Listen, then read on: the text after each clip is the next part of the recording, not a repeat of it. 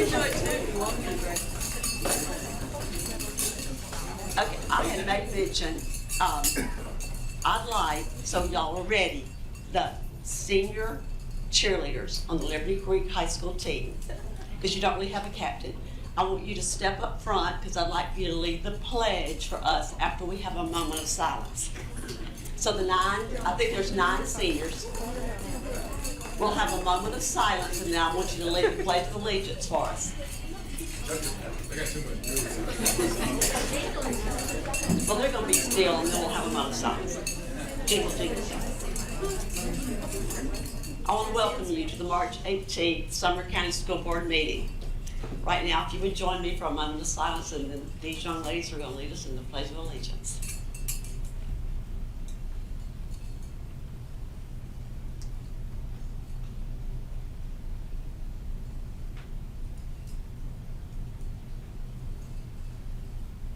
Okay, girls.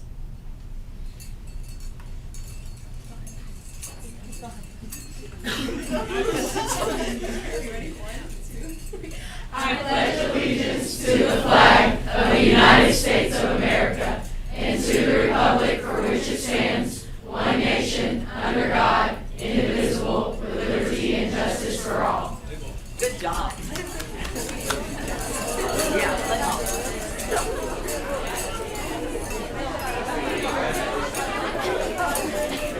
Oh, thank you.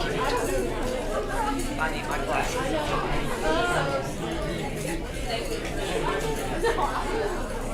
All right. We're gonna get started. Well,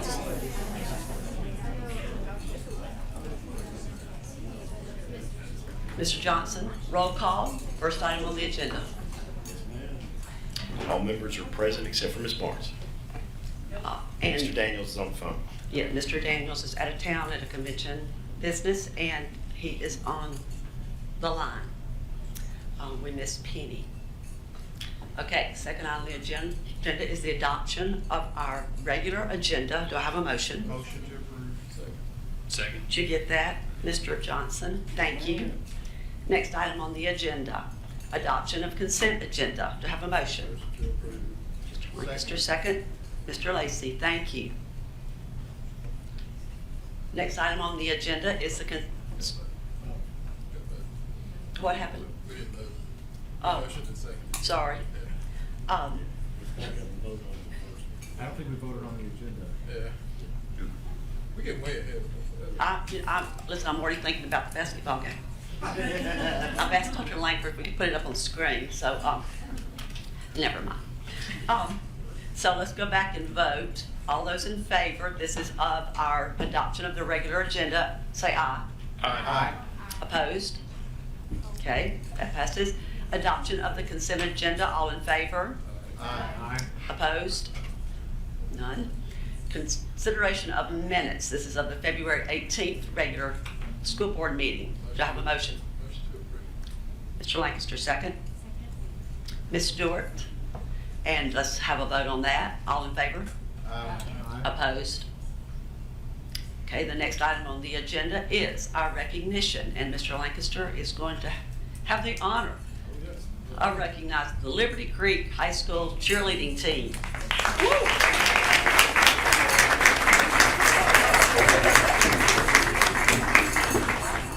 I'll give them a moment to come up Yeah. here and stop playing for just a second so we can hear. That's a lot of medals.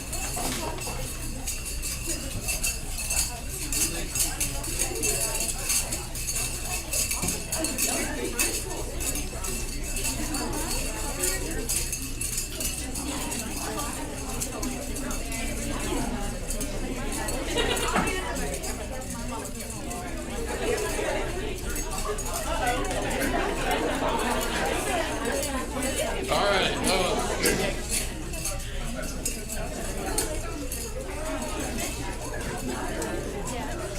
This is my third year on the school board, and all 3 years I have had the pleasure to invite the Liberty Creek High School cheer team to come and be recognized for being national champions in cheer. So I asked their coach, Ms. Pascarella to, give me a little blurb. And so she sent me this. The Liberty Creek varsity cheer team consists of 35 athletes that cheer for both football and basketball. These athletes practice 11 months a year to prepare for both games and competitions. When Liberty Creek opened its doors, these ladies worked hard to establish traditions and set the standard for years to come.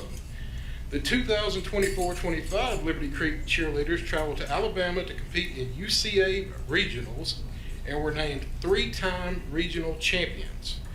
The squad traveled to Knoxville to compete in the TSSAA state competition and proudly walked away as a 3-time state champion. All these competitions are the building blocks of the squad's main goal of traveling to Orlando, Florida to compete in the UCA High School Nationals. In February, the team traveled to Orlando ready to defend their previous titles. They continue to learn that pressure is a privilege and work to put their very best on those national mats. This year's team exceeded expectations by reaching those goals and walking away as the back-to-back-to-back Super Varsity Game Day National Champions. Yeah. So,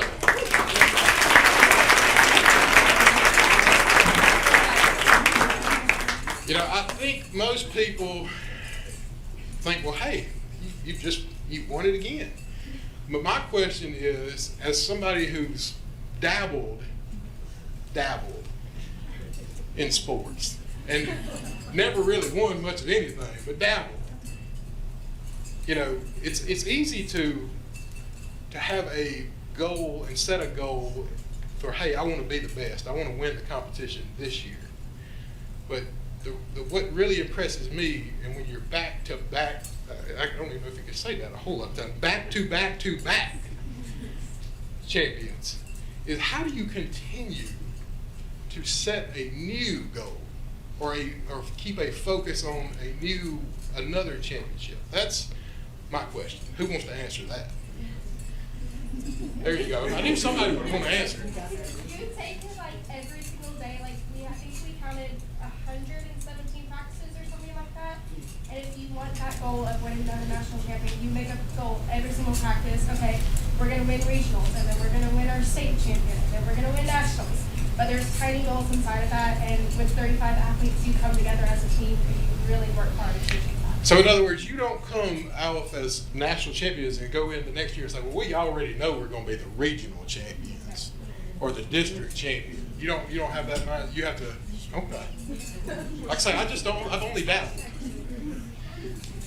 So that is, again, the most impressive part of what you guys do. And I don't even know that you all realize it right yet, of what you've done, is the ability to set a goal and work towards that goal, and then on top of it, set a new goal and continue to work towards it. Because every year that you win, everybody else is looking and saying, okay, we got to get to that level and we'll win.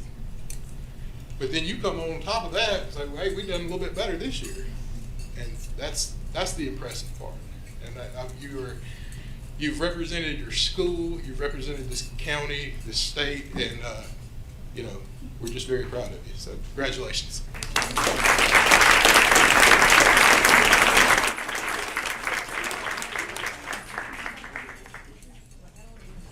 And I'm sure y'all already know you're going to get a coin, because you got the coin from last time. Hey, so first off, I love that in addition to being national championships, 2 of you wanted to join the school board tonight, because when Ms. Hayes said, all in favor say aye, I heard 2 of you say aye.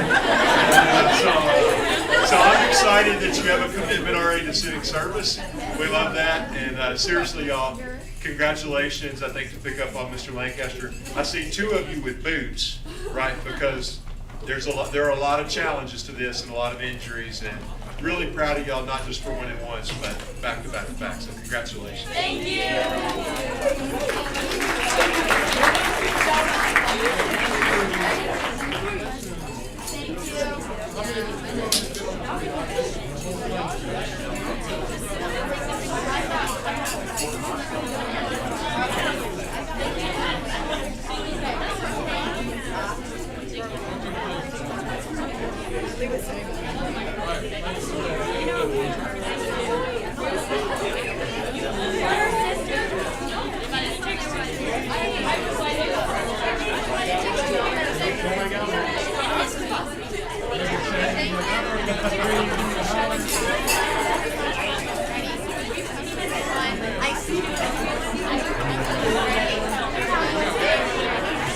Mason back here.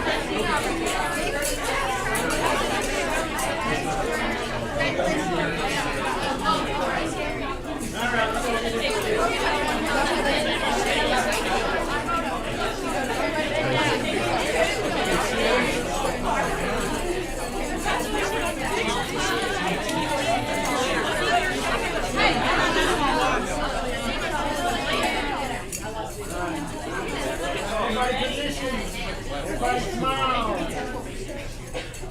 Cheerleaders, they pose. Ready? Smile, here we go. Stay put for parents. Congratulations.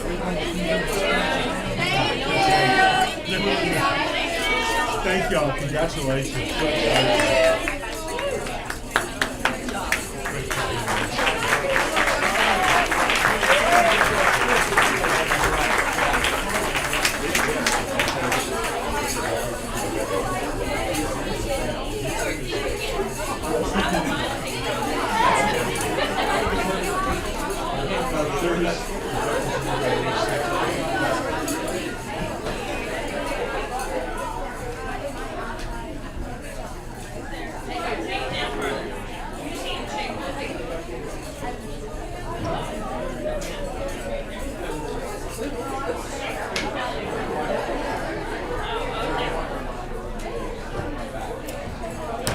Surely is.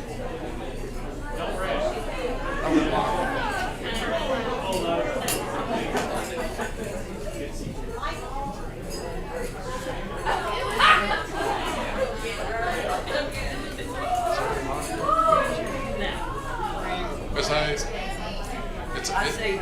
it's always kind of a shame to see when, you know, a few people want to stick around for us.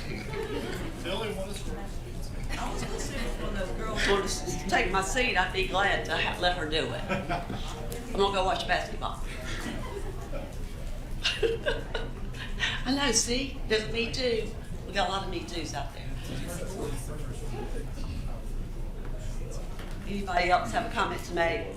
It's a remarkable accomplishment by these young ladies, remarkable. Next item on the agenda is matters of council. Mr. Presnell, do we have anything? This is good news, though we like to hear from you, but this is good news. Next item on the agenda is the report from our director, Dr. Langford.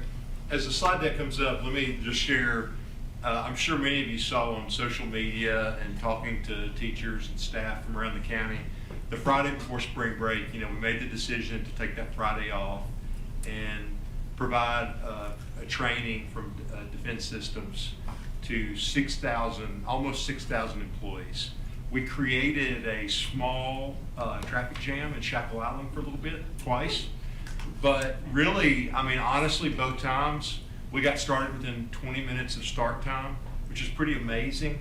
And we've never done a training where we've gotten that much praise and appreciation from our staff. I think everybody left feeling, because the whole goal of it, when Ms. Brown's team picked this training and identified Defense Systems, the whole goal was to find a training that was empowering, not terrifying.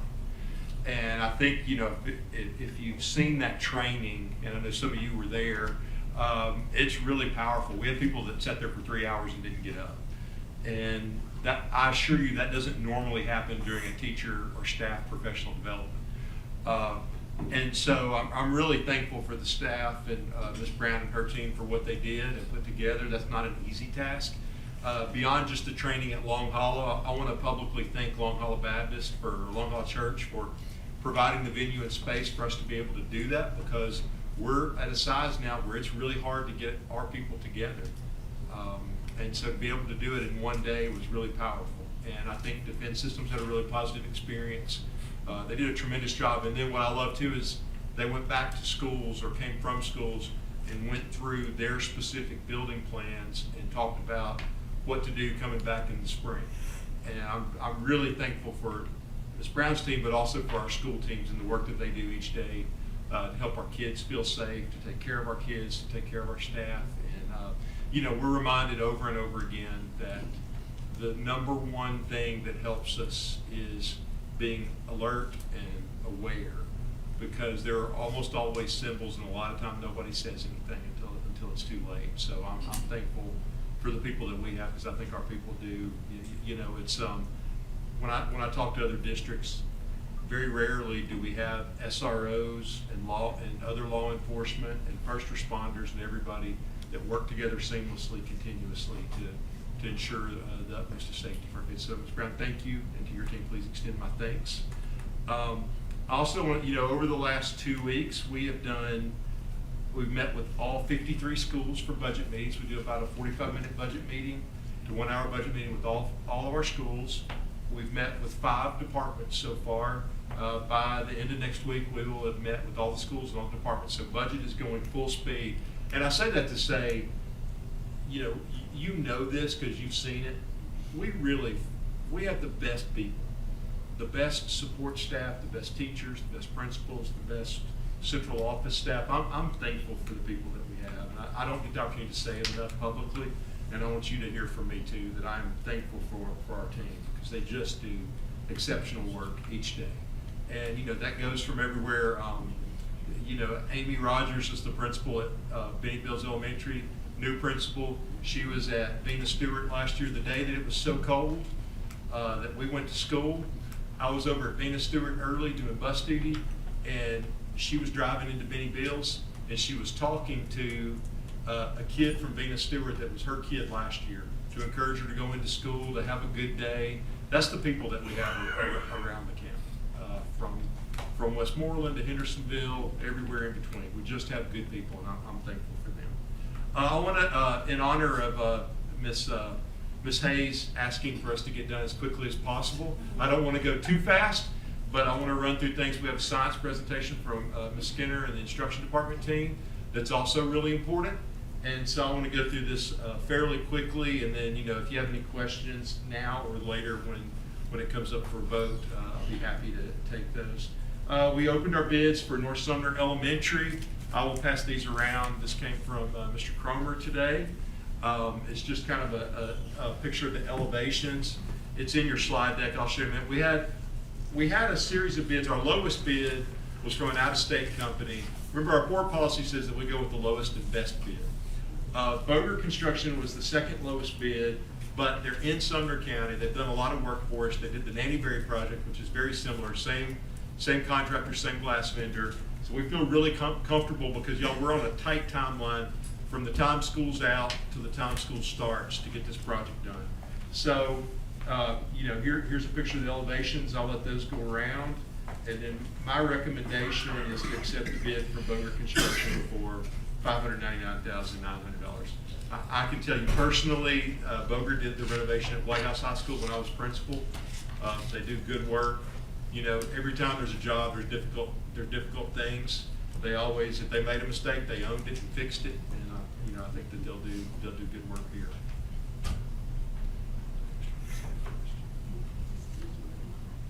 Yes, Mr. Lacy.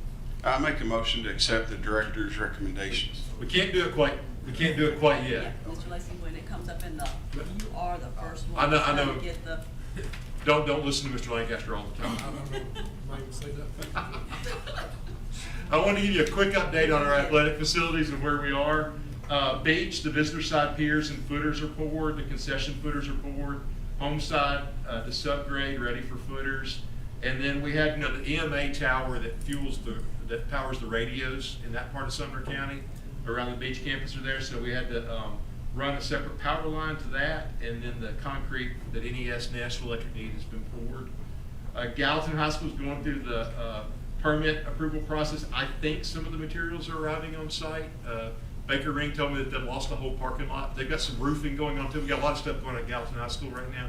So I didn't drive over there to see whether it was roofing materials or track materials, but that one is, there's just, Gallatin City Council is going to vote tonight to waive all the fees so that we don't have to pay those fees to build the track. So it's worth waiting just a little bit to get that taken care of. HHS visitor side piers and footers for stadium poured. Visitor side press box footers poured this week. Visitor side building footers, home side sewer and water installed and connected. working on getting the home side to subgrade. You know, we had a lot of blasting in Hendersonville. And so just know that's done. And so we're rolling on in Hendersonville too.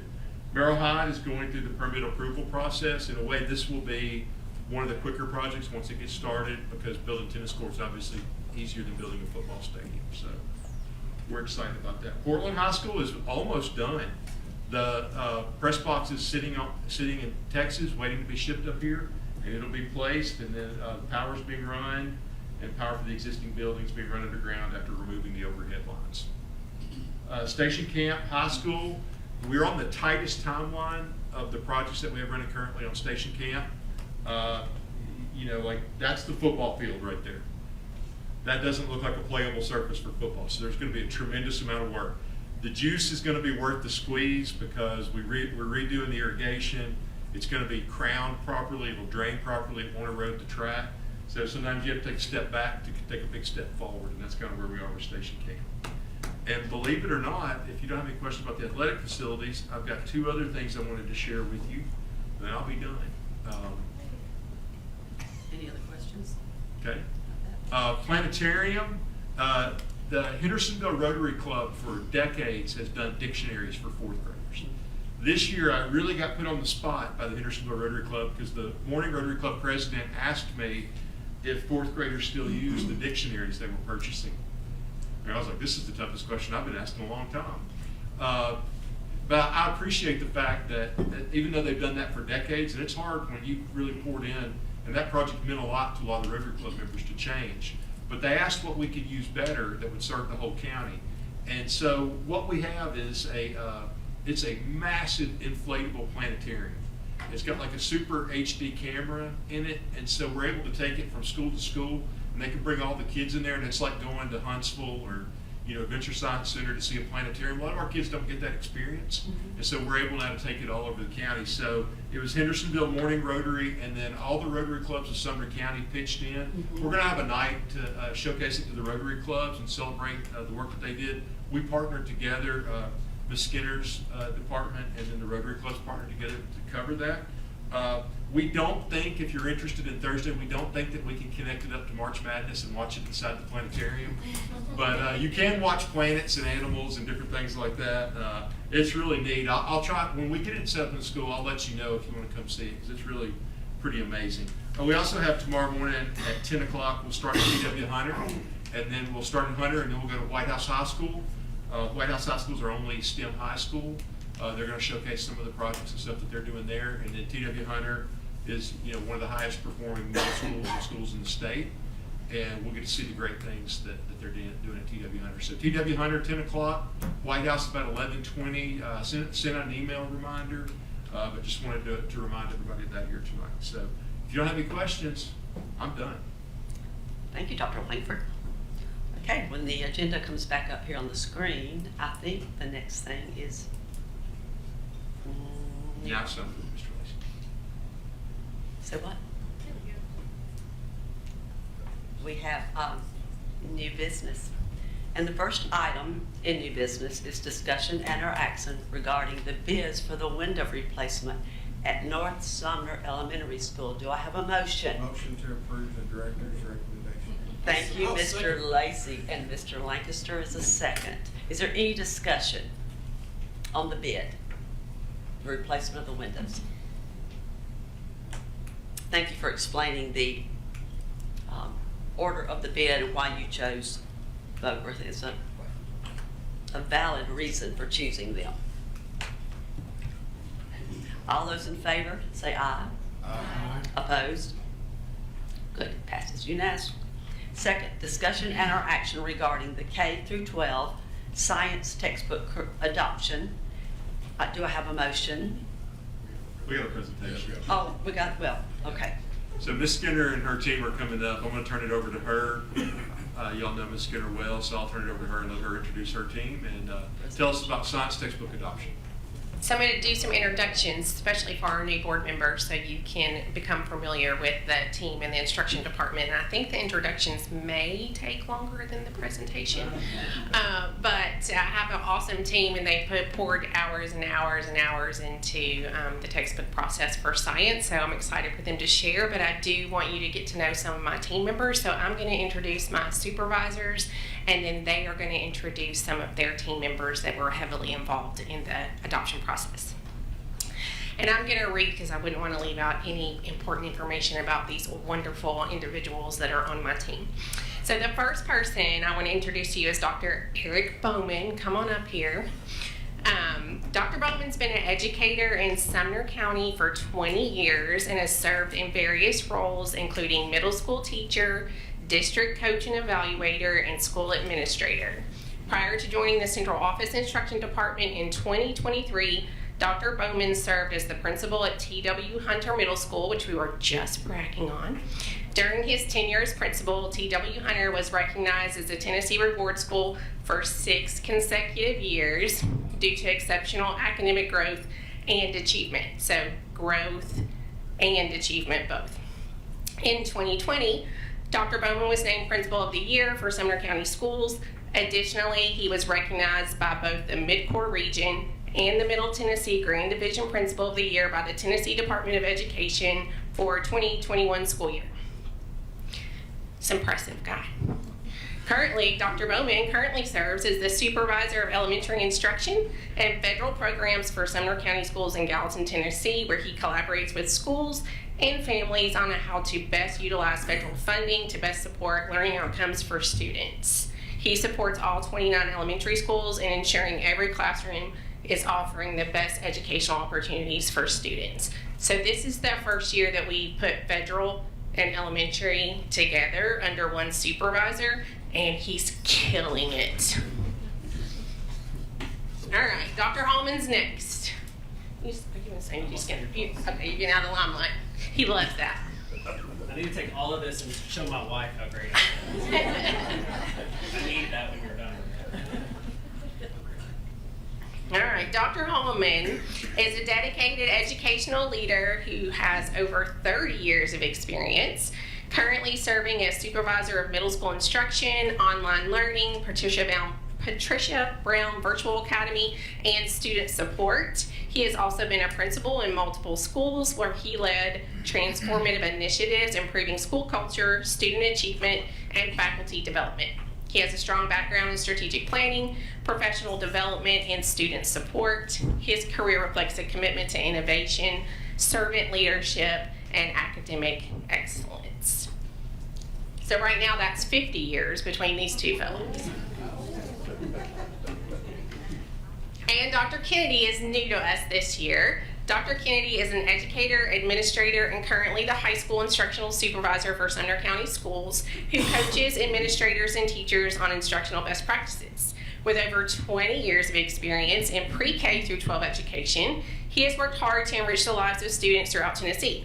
He began his career teaching 3rd grade and transitioned quickly into administration, demonstrating strong leadership and helping to improve educational resources and opportunities for pre-K and up. For well over a decade, Dr. Kennedy worked with underperforming secondary schools, helping to elevate their performance and transform the culture, creating a more positive and successful environment for students and faculty. Working with secondary schools in the bottom 5%, as well as the highest performing schools, has given him insight into unique needs, allowing him to cultivate winning strategies. He is a Reward School principal and possesses a decade of experience in secondary education. Using the knowledge acquired throughout his career, Dr. Kennedy helps administrators to develop the core skills and resources to become the leaders who will transform education for years to come. He holds a Bachelor of Arts in Journalism from Howard University, a Master of Education in Supervision and Administration, and a doctorate degree in Instructional Leadership from Tennessee State University. So that's 70 years of experience in these 3 gentlemen. They're amazing. I'm gonna let them introduce their team. All right. We're old. Congratulations. It could have been our eulogy. Your experience. Yeah. Your experience. All right. So I'm going to introduce Karen Medana, who's going to be up here for the elementary team, and then these guys just right after, are going to do middle school and high school. So I'm going to just share with you briefly about Karen Medana. I first met Karen, and she was in my class. I was teaching a class at Lipscomb. I do that a little bit on the side. And it's my play and money, that I don't tell my wife about. But anyway, she was there. And so what's so cool is like she was learning from me as the student, and now I'm in elementary. You just said that. Yeah, and now she knows. She's not watching, I promise. So now what's really cool is that have her Karen is contact teaching me. information. Oh, yeah, you really have her cell phone number. You're Yeah, right she'll there. know Yeah. by 2 minutes. This is going way off track. I'm sorry. What's really cool though is that now Karen, because I'm new to elementary world, right? This is my first year, but Karen has so much experience, and so Karen is teaching me all the time, every day. So it's really cool to have that reverse role experience where the student is now teaching the teacher. So this is Miss Karen Medana. She has 20 years experience in Sumner County Schools as an educator. She's worked as both a first grade teacher and a fifth grade teacher at George Whitten, Wessington Place Elementary, for those of you like me that have been around a while, and Station Camp Elementary, and she was twice recognized as Teacher of the Year in both of those respective communities because she is an overachiever and awesome. Prior to joining the central office team, Miss Medana served for 2 years as instructional coach at George Whitten Elementary, where they achieved historic growth and reward school status for the first time in the school's history.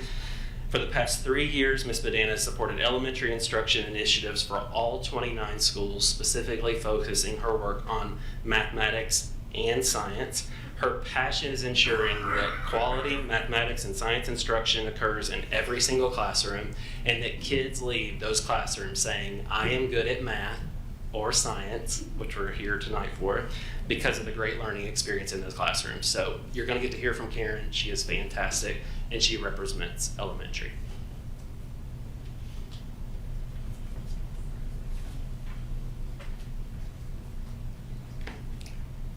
I don't have nearly as much to say, except that there was a time when I was the youngest principal in the county for about 20 years. And now I'm the oldest among these folks, and it's a great honor to be with Dr. Bowman and Dr. Kennedy and Mrs. Skinner. So I want to introduce Kim High to you. With 15 years of experience in education, Kimberly High is a dedicated instructional leader committed to fostering excellence in middle school learning. She began her career as a classroom teacher, spending 6 years cultivating student success before transitioning into an instructional coach role for 5 years. For the past 4 years, she has served as middle school instructional coordinator, focusing on curriculum implementation, teacher development, and student achievement. Kimberly holds a bachelor's degree from Tennessee State, a master's degree from Union, and a coaching certificate from Lipscomb University. Her expertise lie in English language arts, and instructional coaching, where she provides strategic support to educators to enhance teaching practices and student outcomes.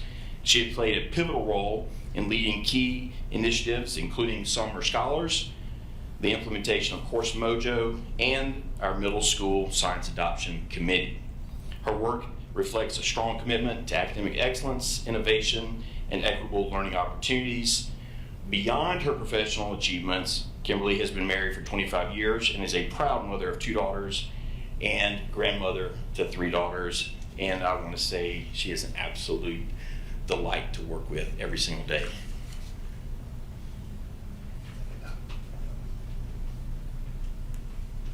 All right, I can promise, like Eric, that my wife is not watching either. I believe that. I have the honor of introducing Pam Sanders. We stole Pam from Station Camp High School. I think Art's still upset over that, so pray for me with Art. So although Pam has been in Sumner County Schools for 3 years, she's in her first year as high school instructional coordinator. She brings a wealth of knowledge and experience from both traditional and private schools in Mississippi and Tennessee.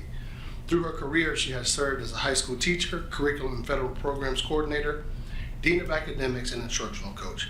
With a strong background in instructional leadership and curriculum development, Pam is dedicated to supporting educators and fostering high-quality teaching and student success.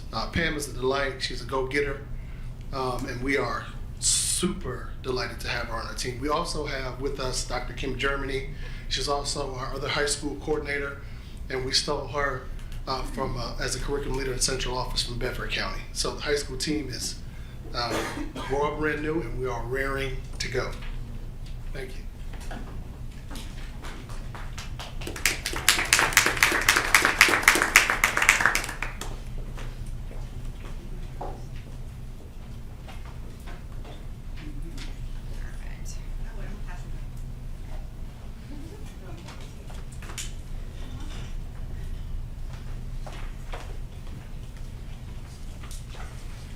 All right, good evening. So I had the pleasure of working with Karen and Pam during this time during our science adoption, and we all three had some amazing teams. They consisted of teachers, APs, principals, instructional coaches. We tried parents. We had and you'll see later on in the presentation how many we had of each one of those. But we had a fantastic team, and it was really great working with them. So, of course, we started off with a vision. We wanted to cast vision to our team so they knew what we were expecting. We aligned that with Tennessee's vision for science. So our vision for Sumner County is science instruction is to empower educators and inspire students through standards-aligned, high-quality instructional materials that foster curiosity and critical thinking. We aim to engage all students in hands-on, inquiry-based, and phenomenon-driven learning experiences that connect science to the world around them. So as we looked at the different resources, we wanted to make sure that they did align to the vision. So you may be asking, why a new curriculum? So Tennessee adopted new standards in 2022. And then in fall of 2024, we got the approved list of resources from the state. And so we started, what month did we start?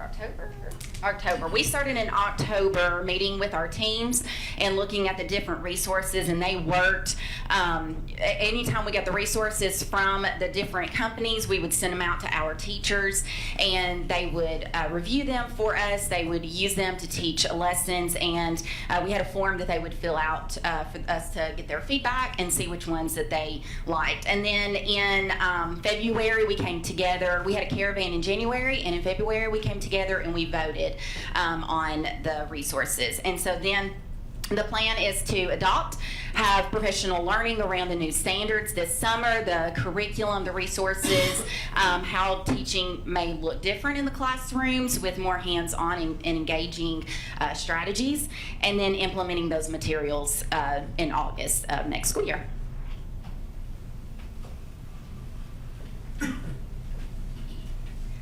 So next, what you'll see is the selection committee, just an idea of who was represented on the selection committee. You can see the teachers, instructional coaches, as well as school admins and parents served. So we did have a variety of voices and expertise and perspectives represented on the committee. Then briefly, our timeline. I won't go through each of that, but that gives you an idea of how we moved through the process.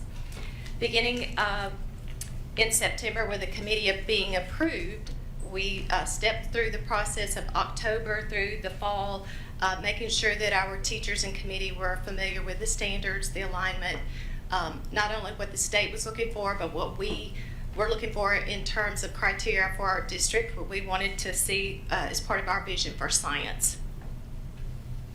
The overall goal, you'll also see the primary thing was walking through the time frame in enough time, as Kim mentioned, to make sure that we get these quality materials in teachers' hands so that they feel well prepared through the summer and ready to start a new school year with a new curriculum as well as new standards.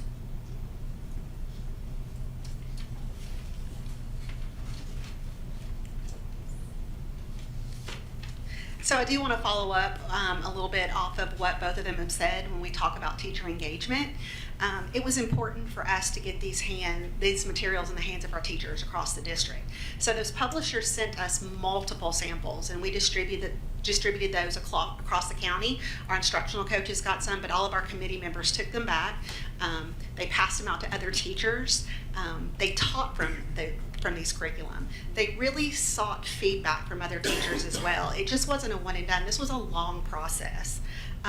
One of the things that our committee did was to develop a non-negotiable list. And this was something that was real important to all the teachers. What are the things that are of high priority that our teachers are really looking for?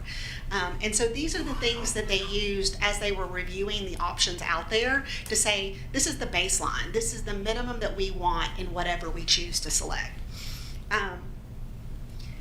That rubric was used, so as they scored them, they would get scores. And then when we had a committee meeting, we would look at what those averages looked like after all of those different samples were scored based on that non-negotiable rubric.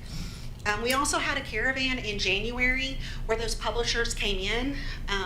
Our committee members were able to ask questions, clear up any misconceptions, to really go in depth for what all of those different vendors offered. And this gave a lot of clarity for our teachers and our committee members to really solidify what was the best option for our students. We also had community input. We had 4 in-person dates where anybody in the community, any stakeholder could come and view these options. We also had a link where if you couldn't make one of those days, you could access online and actually get the teacher perspective. They had full access to all of those. They were able to leave feedback and kind of give what they thought on each one of the choices that were out there that was approved by the state. These responses were reviewed by the committee before a final vote was taken. So for elementary, the recommendation was SAVIS. It was unanimous. And if you've ever dealt with K-5 teachers, it's very difficult to get a unanimous vote when you deal with kindergarten and 5th grade. So this spoke volumes that this was their choice. And so number 1 across the board, this is what they recommended to present to you this evening. And I just want to go through, this is some of the rationale that they gave. Each one of these really spoke to how the curriculum was engaging. They really wanted that, and they wanted a hands-on, but they also wanted user-friendly. A lot of our self-contained teachers are teaching multiple subjects, and they needed something that was going to meet the depth of the standard, but was also going to be easy for them to put into place, to practice. And so that was really important for them when it came down to it. So that last comment really spoke when it talked about, we love the real world application and the appeal of the text, but it's very user-friendly, but still providing all of those things that our students need. And so our elementary recommendation is SAVIS. The pictures you're seeing are our kiddos in the materials, just so you know. I'm a little biased to one of them. One of them is my grandson. So.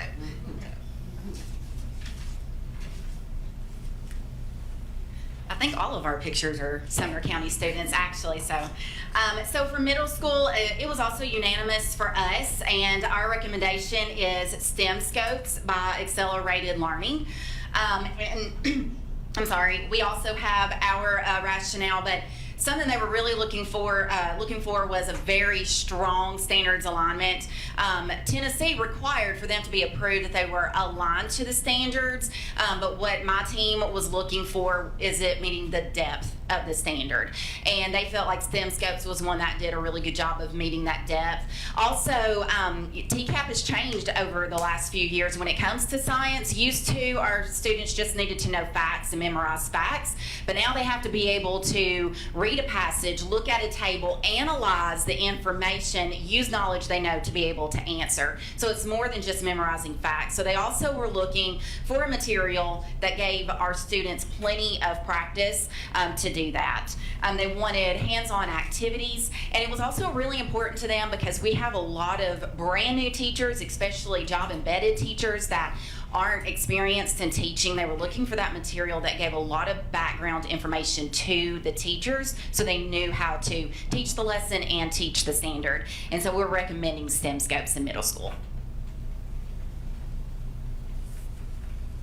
High school has a little bit of a different approach, as you can tell. So there were 7 subjects represented, and the committee, who's a fabulous committee and completely dedicated to not only the time that it took, but they are science teachers at heart, so they hold dear to their science content.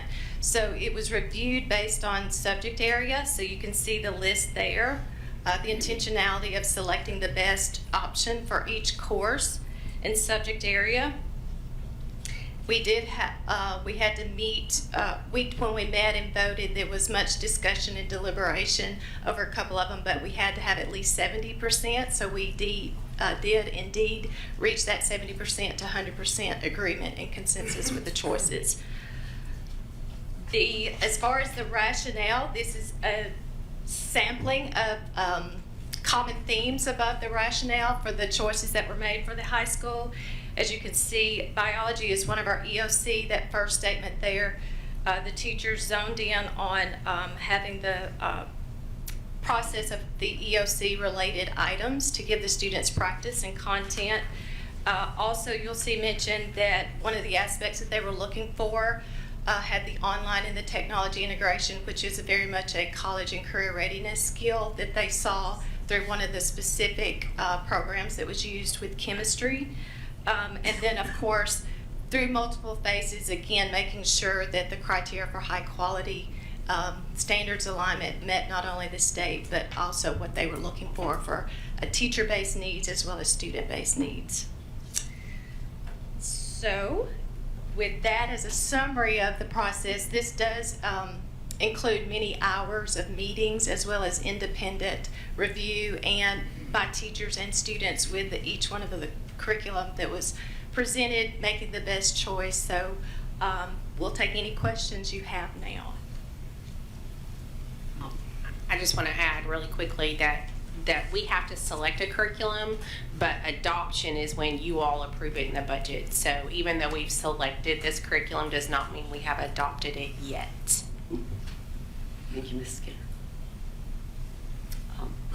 Mr. Evans. Cool. Yeah. Just from researching these, one thing I thought was pretty cool, if you could speak on a little bit about how the accessibility of a lot of these books. So read aloud, multiple languages. I saw that a lot of them offer that ability. So can you speak a little bit about how not only these are online for students that they need accessibility, but also different languages and read aloud for our students that maybe need that extra help? I know for middle school is completely available. Every resource is completely available online with STEM Scopes. They can access their student book, they can access their workbook. Everything that the curriculum offers is offered online. Accessibility, that might come from our iPads. I'm not really sure if STEM Scopes themselves offer the accessibility, but we should have that with the iPads. And I cannot remember about STEM Scopes offering other languages. However, with the state of Tennessee, it is law that we provide it in English. We can't provide it to them in a different language. That iPads will also serve in that capacity, yes, to change the languages. Most of the choices that we're on, you know, have that online capability for students to access. Of course, it looks different when you're talking about a K-2 student, you know, so their ability to access that. But yes, there is things where they can highlight, things can be read aloud. It's just learning the format, but those options are available. Yeah, I thought the Savvis for the elementary actually had a lot for K2, which is not normal for textbooks. So the fact that it actually had a pretty good emphasis for K2 is pretty cool. Indeed, it did. And so, again, having them on board when we think about what science looks like in a K classroom versus a fifth, and knowing that they felt this was the best product because of some of the things that it did for them to allow them to blend some of the ELA with the science concepts was a huge selling point for them. Thank you. Ms. Braden. So I've got a couple questions for you, but first I just want to say thank you so much. You can tell that you've done a lot of work and you really know, and you really worked well with your teams to come up with these solutions for us. For the community input, that was really interesting to me. Can you tell me a little bit more about how many responses you got or how that went? So I can tell you, while it was open for a month, we promoted it on our website and on social media. We don't get a whole lot of responses. We do get a lot of people who review, but we don't get a lot that respond. We only had a few that responded what they, you know, and what they responded with was valuable, but we're not talking multiple. We had, a very small handful that actually would fill out the form for us. Now, we did have more people who would come and review and who would access it, but as far as actually filling it out, it was very minimal. I noticed, quite a few of you mentioned this, but one of the critical differences from what we have today is more hands-on, which I love. I think that's excellent. Anything else that you want to highlight that's different from what we have today?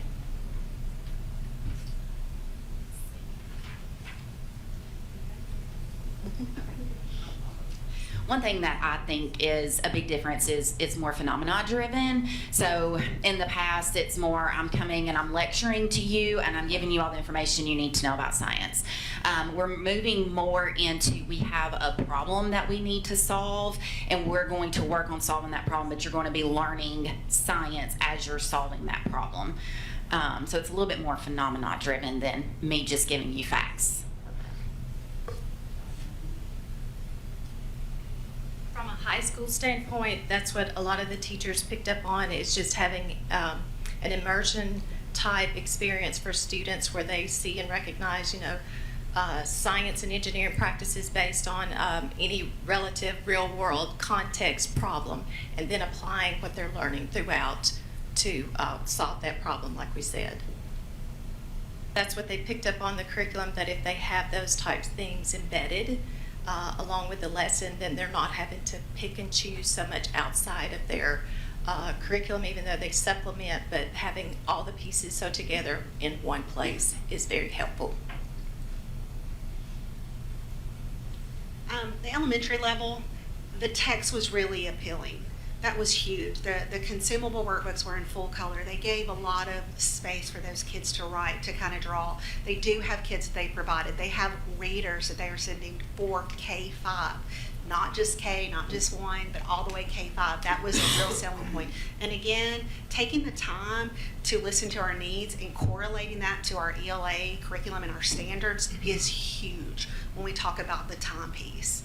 And so again, that's something different. And we're also looking at that standards piece. It is 100% aligned to the state standards in order to make that list.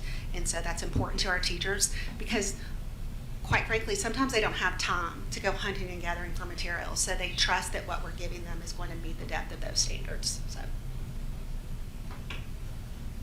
I know that there's not ever going to be a perfect curriculum. Have you noted any key gaps with the text that you selected, and do you have plans to fill those gaps?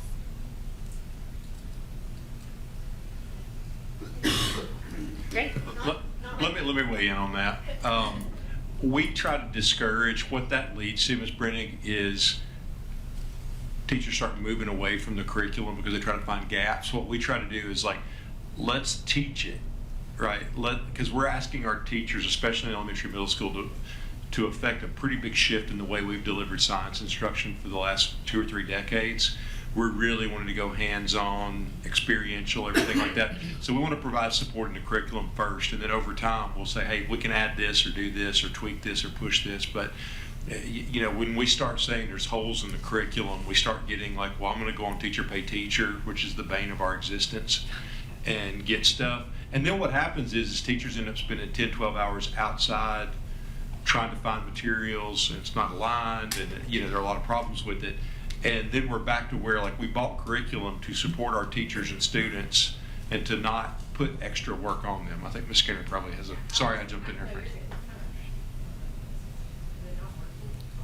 Too many people. There you go. There we go.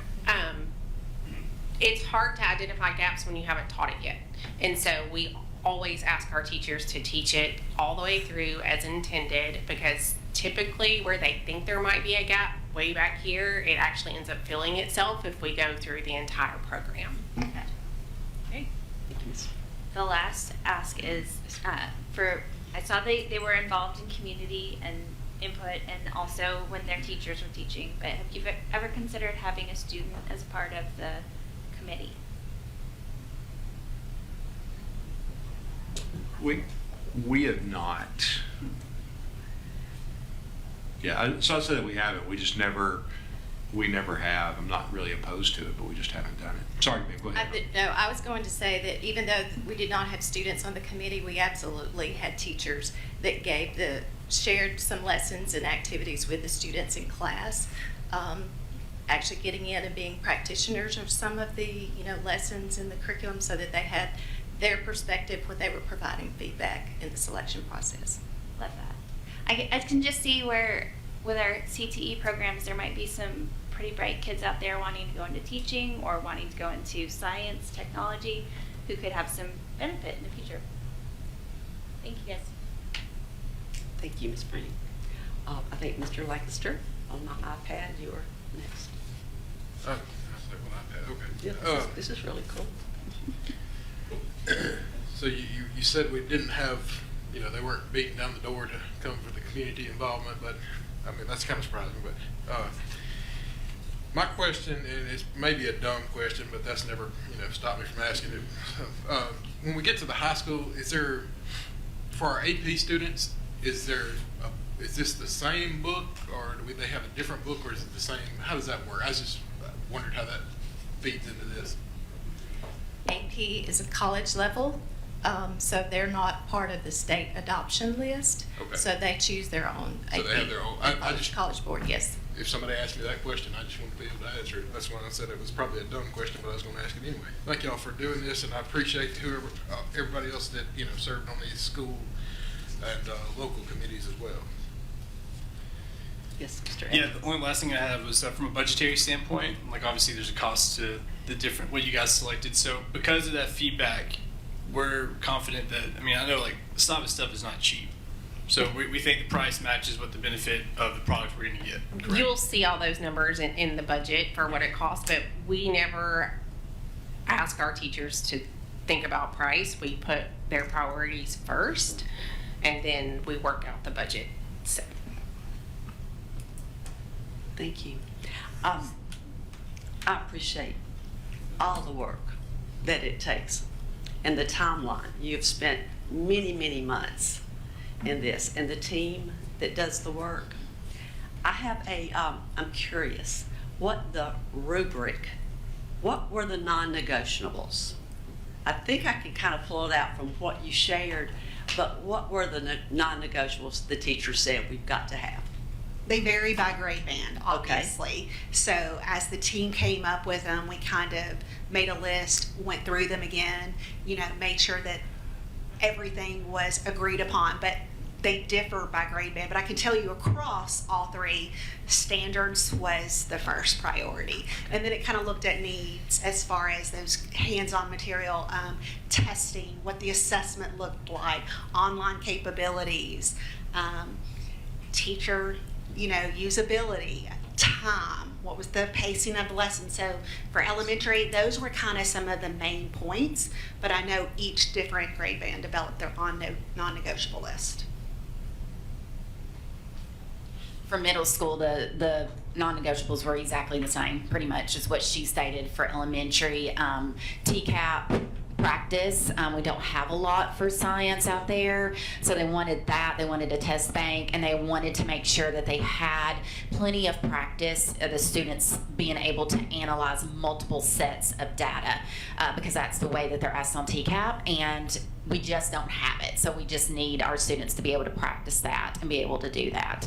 And then phenomena-driven. They wanted it to be phenomena-driven. And then elementary and middle, you had unanimous, if I recall, We were right? unanimous. Unanimous. In high school, what was the?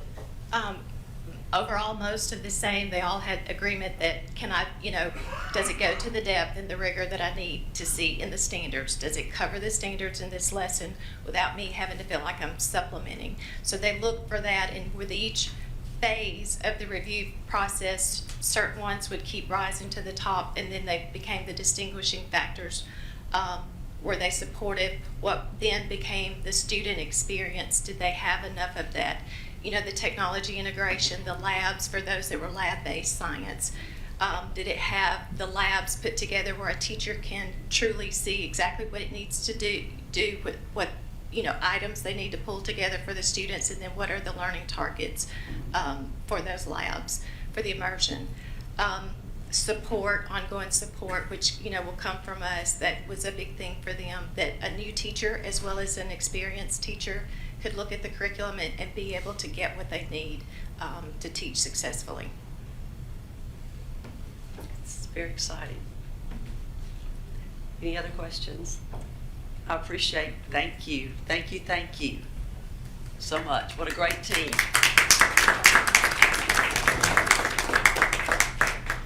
Okay, we have some, Yeah, so we actually, Now. Skinner, did you have anything else? we can make a motion. Okay. Just a lot of hard work, a lot of hours Yeah, from look, the whole team. let's say, so I guess I probably should have put this in my report, but the director's recommendation is that we approve. This is a very formal process that's governed by state law.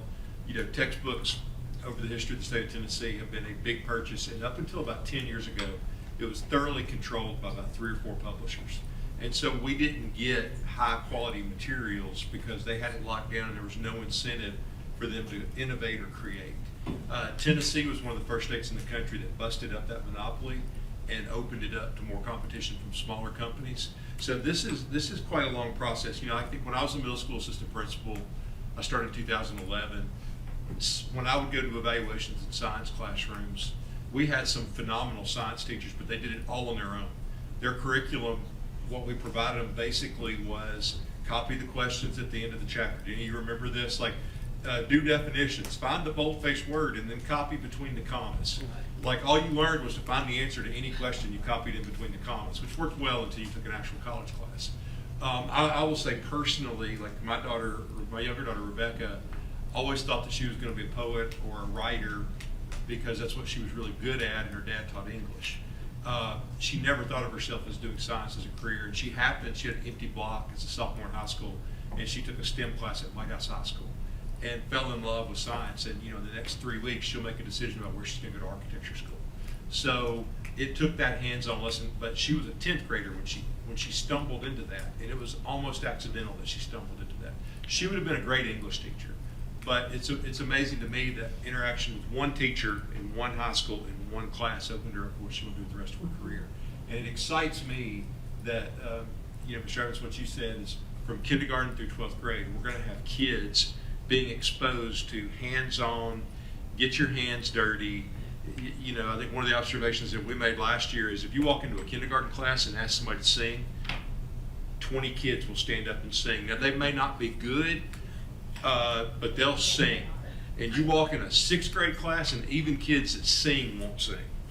And so trying to cultivate that natural curiosity that kids have and build on it, it makes me really excited. I'm very thankful, Ms. Skinner, to your team and the work that you've done.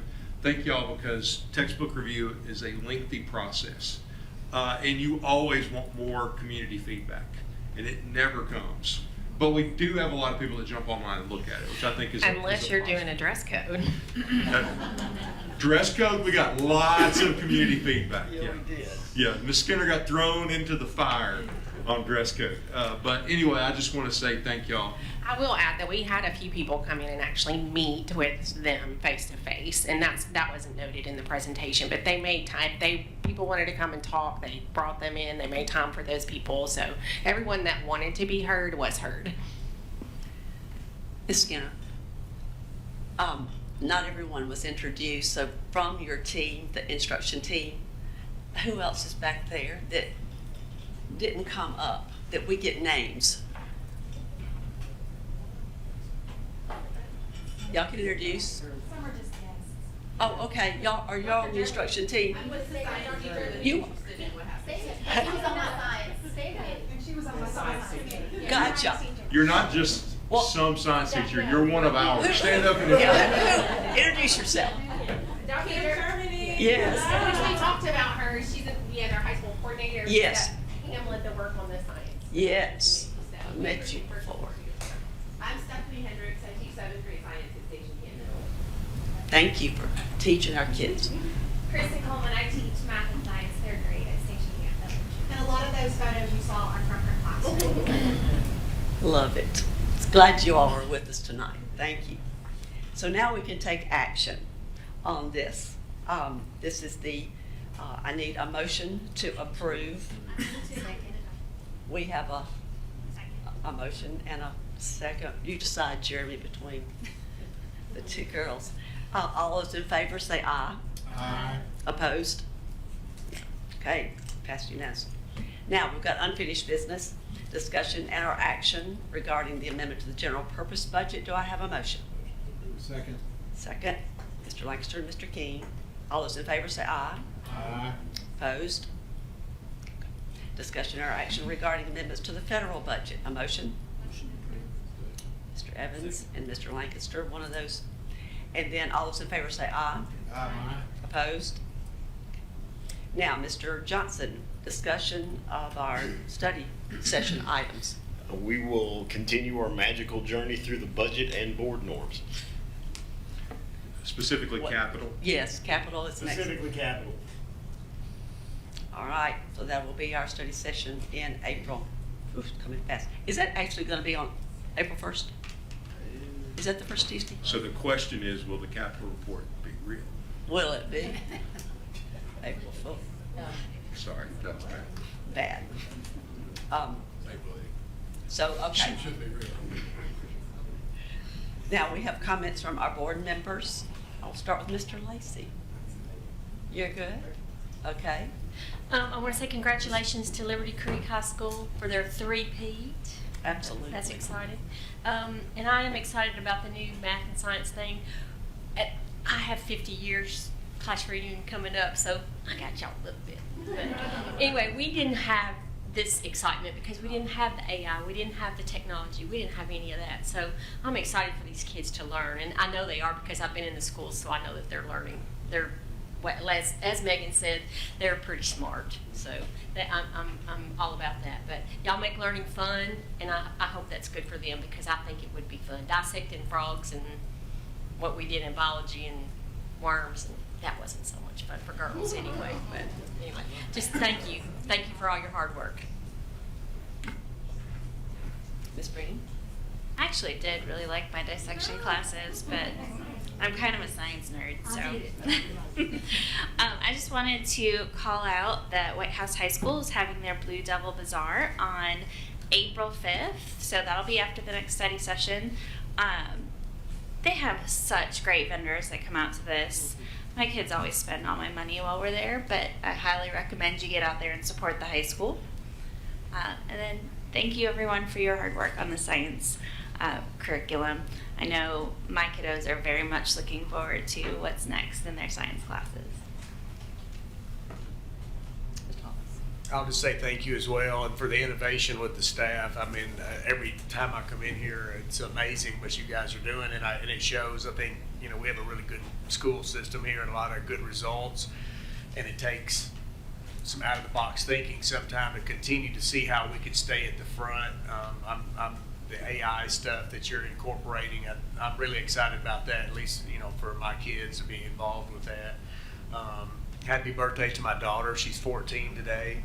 And the only other thing, middle school soccer season is wide open, and there's a lot of good games this week. So if you're bored, there's going to be a game one night this week somewhere. So thank you all.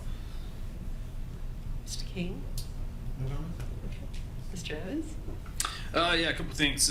One that's really cool, as my daughter will go into the schools very soon. I look forward to, she loves STEM, like projects and toys, anything like that, so that's really cool because that excites me as a parent, but also for her and her classmates to get that as they go into school. Couple quick things. One, thank you again for all of us, the board and everybody, for approving that training. This is just personal, but as my wife is a teacher and my sister-in-law is a teacher, hearing their feedback from how it's weird to say the training was good. Does that make, you know what I mean? But they thought it was very insightful, and they thought it was very worthy of their time. So that was cool hearing their feedback after that day. After Covenant and Antioch, it's very sobering because sometimes we think it can't be us. But I'm glad that we could offer that so that my wife in particular, I feel like she's prepared, hopefully, for what to do. Two quick things. I got to go to SCOPE last week. SCOPE is the Student Convention on Policies Education. I got one complaint. We did not have a Sumner County student there. And I know there were other counties that were on spring break, so I'm going to make it a point that next year we send some high school students out. And I say that because I was SCOPE president in 2008. And I did get a scholarship. You know, I got like a $1,000 scholarship that went towards my school the next year. And I got to put that on my resume for a lot of things in college. So next year we're going to send somebody to SCOPE. I think our students would have done really well there. Last, just because it's March Madness and North Carolina comes on in 1 hour from right now, I got a quote from the GOAT, Michael Jordan. A leader can't make excuses. There has to be quality in everything you do. Off the court, on the court, in the classroom. Thank you. All right, I got a few things. One, some of them are sports related, and then it's going to go other ways. But Liberty Creek is still in the state basketball tournament. They play tomorrow. Obviously, they're playing today. I was trying to, on the way over here, I was looking for a score update and find out, well, March 19th is actually tomorrow. So when you get old, you forget what day it is. But they play tomorrow at 4 p.m. against Loretto, which I'm not really sure where that is, but some of y'all full-time Tennessee people probably know. Saturday morning is girls flag football comes to Sumner County in full force. You don't have anything to do, I would highly recommend coming to Liberty Creek. They're going to host all the games since we've got so many construction things going on at other high schools. But there will be, starting at 9 a.m., there will be 4 games. Actually, there'll be 8 games. There'll be 4 games at 2 different fields. And so all high schools are represented and all will be there. Should be a fun time. Outside of that, it is also theater season, so I always encourage to go check out how talented our theater students are. Somebody made there's a really good flyer. I'll try to post it. Yeah, I couldn't tell you the schedule to save my life, but it's some really good stuff out there. And then our FFA, right? Yeah, greenhouse season, right? About to start up. I might have stole your thunder on the Hendersonville in there, but I know I've seen some of that coming out that they're about to get started. The feedback I got, was best training I've ever been to. So I don't know what type of training you were normally doing, Dr. Langford, but Did you talk to some of them? No, I said to people, I texted, I said, hey, how'd the training go? Because I wanted to get over to it, and I got hung up at work which is the house, but I left at one point, and it was evidently right at the changeover from the morning session to the afternoon session. And when you live right behind Long Hollow Church, and there's like Friday afternoon looks like Sunday morning, you're like, what's going on? That's it. So other than a little bit of traffic delays for people in the neighborhood, it was really good. So thanks. I would like to thank everybody who put in so much time and effort into the curriculum. I think that is awesome. I'm so excited about it coming out, and thank you so much for all of your efforts and your hard work. I would like to give a shout out to the Hendersonville High School baseball team. They had Dr. Langford and I out the other night for their first game of the season and got to throw out the first pitch, so I thought it was pretty good. So she threw a strike. Pretty close. So I really enjoyed that, and I enjoy going out to the schools and looking forward to doing more of that when we can. So thank you. Well, I don't have any comment. Got time to get home. Got some ball games to watch. Usually I do comment, but so y'all have a wonderful evening, and thank you. We're adjourned.